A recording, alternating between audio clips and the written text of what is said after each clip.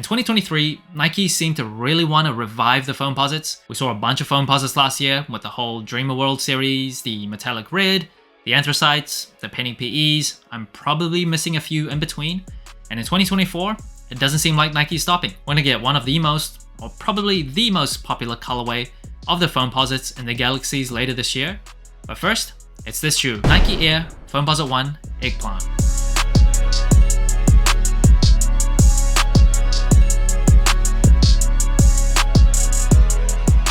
Now this shoe is dropping on February 14th for $240, Valentine's Day, Eggplant.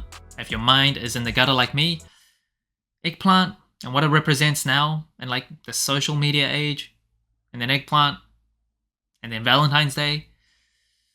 Anyway, this colorway originally dropped in 2009, it came back in 2017, so just 7 years after the most recent release, we're getting it again. Now just first impressions of the shoe, I'm not like a huge Foamposite fan, I never have been, never will be, but when there's a nice colorway, I do like it. And I think for Foamposites anyway, in terms of the color of this shoe, it's very nice. It's very, very nice. It's very like sleek, it's like a good nighttime shoe, very cool, obviously very different. This gradient, like metallic, almost iridescent look, I really like it. Now this shoe, obviously it's Foamposite material, and if you didn't know, Foamposites are made by heating up polyurethane to around 175 degrees Fahrenheit. It's then poured into a mold, and once it cools, forms this super unique shape. And the reason why Foamposites are super expensive is because of that mold. It's a very pricey mold, so the prices are just outrageous. Absolutely outrageous. But one good thing about that is the Foamposites, they are known to be super durable, so I guess you get what you paid for, but still very expensive. And the Foamposites originally were inspired by the shape of a beetle. So this very unique looking upper sole that is supposed to resemble a beetle's shell. And to this day in 2024, there's just nothing like it on the market. It's just still so unique. Now if you didn't know, the story goes Penny Hardaway was meeting with a Nike exec, then he saw a pair of Foamposites in the Nike exec's bag, pointed to it, he was like, what is that? I need to know what that is, I like it. It's become synonymous with Penny, even though it's not like an Air Penny 3, it is basically his signature shoe. Now if you don't know who Penny Hardaway is, pause this video, don't close it, but pause it, open up another YouTube tab, search Penny Hardaway's highlights, and prepare for your mind to be blown.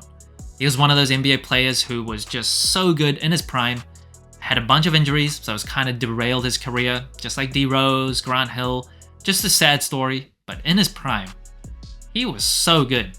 So good. And if you've never touched a Foamposite before, there's like a little bit of give when you press down on it. Still pretty solid, all things considered. But yeah, it feels kind of almost rubbery. And then moving on to the eye stays, it is nubuck, and it feels like synthetic nubuck. Originally, the Foamposites did come out with nubuck on the eye stays, and in 2023, they started changing this eye stays to leather. So a lot of people didn't like that change. They wanted the OG one-to-one specs. And then moving on to the tongue, it's a pretty standard Foamposite tongue, that kind of mesh tongue going up. You see the Penny 1 Cent logo. That is still one of the best logos ever. And it's like a jeweled logo, so not stitched, not embroidered. But where it is stitched and embroidered is on the booty of the shoe. Another Penny 1 Cent logo. Very nice. And then one distinct feature of the Foamposite, actually everything about this is very distinct, but one thing about the foams that I don't like is that double pull tab. As I get older, I do find myself using pull tabs more and more, but just in terms of aesthetics, not a huge fan. Not a huge fan. And the Foamposites does come with a full-length Zoom Air unit with a rubber outsole, and in this case, it's an IC transparent outsole. Very nice herringbone traction and a carbon fiber plate in the midfoot area. One of my favorite things to put in sneakers, carbon fiber, very strong, so very supportive, love it.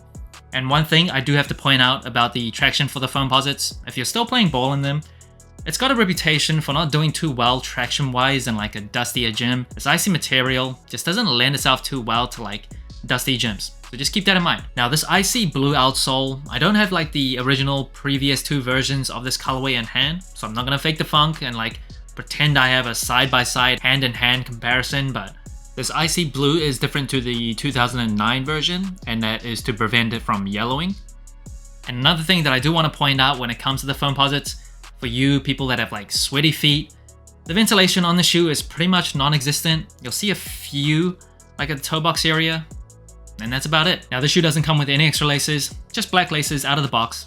Actually, do foams ever come with extra laces? I can't remember the last Foamposite shoe that I reviewed that came with extra laces, so maybe they never do. I haven't been able to afford a pair of foams since recently, so let me know in the comments below if they ever come with extras.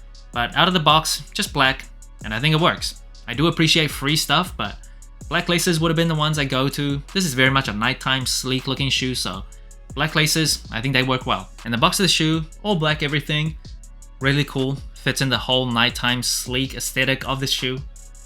Yeah, love it. As a black sneaker lover, can't get better than this. Now in terms of sizing and comfort, I'm a wide footer, but I still go true to size for Foamposites. I will say, please have some patience with the Foamposites. Because of the material and the durability of the material, it does have a long break-in period. So initially, you might feel like it's pretty tight, it's pretty stiff, but it really starts to mold around your feet, and it becomes very comfortable. The inner booty of this shoe, I actually really like, kind of wraps around my feet really well, just gives it a more snug fit, which I prefer. Not too tight, not overly tight, especially, like I mentioned before, especially once you break it in. In terms of the cushioning, full length Zoom Air, that's pretty much all I need. There's still a bit of weight to it, so if you like super light shoes, it's probably not the one for you. Not a deal breaker for me. The only thing I do caution people is there's a long break-in period, but after that, the Foamposites, very comfortable. And that brings the total sole score of the Nike Air Foamposite 1 Eggplant to 29 out of 40. Pretty good score compared to other general releases. In terms of the colorway, can't deny it's a very unique and still very special looking colorway. There's purple, it's like metallic looking purple. It's so sleek, such a cool looking nighttime shoe. I don't think it's like a great colorway. I'd still take like the Chicago colorway or like UNC colorway over this, but in terms of foams, I think this is right up there. It's a very nice colorway. In terms of the materials, I do like Foamposites. I think it's a very unique material. It's durable, it feels nice, breaks in, it molds to your feet. Yeah, can't really complain.